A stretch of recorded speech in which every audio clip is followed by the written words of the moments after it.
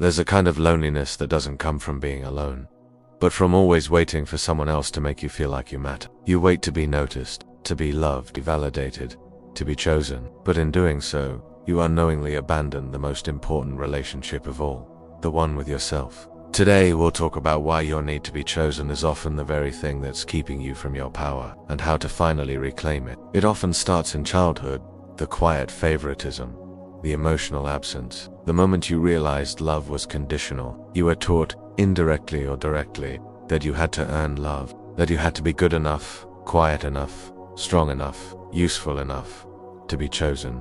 This created a seed of desperation. You became a performer in your own life, always auditioning for roles in other people's stories. But here's the truth. The moment you make your worth dependent on being chosen, you hand over your power.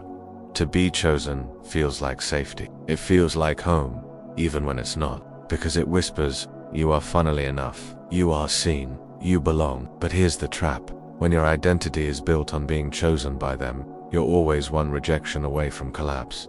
You become addicted to the chase, and you confuse validation with love, attention with acceptance, approval with peace. But you weren't born to be picked like a product on a shelf. You were born to remember you already belonged within yourself. The longer you wait to be chosen, the further you drift from yourself. And you say yes when you mean no. You tolerate less than you deserve. You make excuses for being mistreated. You shrink to fit in spaces that never had room for you. You lose the sound of your own voice, because theirs got louder in your mind. And one day, you wake up with a smile that doesn't reach your soul. You've become a version of yourself that was designed by fear, not love. Choosing yourself doesn't mean isolation. It doesn't mean becoming cold or closed off. It means coming back to your truth. It means honoring your needs without shame. It means refusing to beg for what should be freely given. To choose yourself is to say, I am no longer waiting to be picked because I already belong to myself. It's the most radical act of healing, and the beginning of real, grounded self-worth.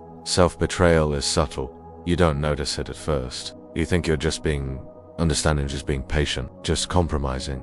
But slowly, your boundaries blur, your silence gets louder, and your soul starts to whisper, this isn't love, it's survival. When you're starving for love, even crumbs feel like a feast, but your heart deserves more than leftovers. And no matter how much you give, it will never be enough for someone who doesn't know how to receive you. This is the lie that keeps people stuck. If I just fix myself, they'll finally love me. If I look better, talk better, try harder, they'll stay. But love that must be earned is not love.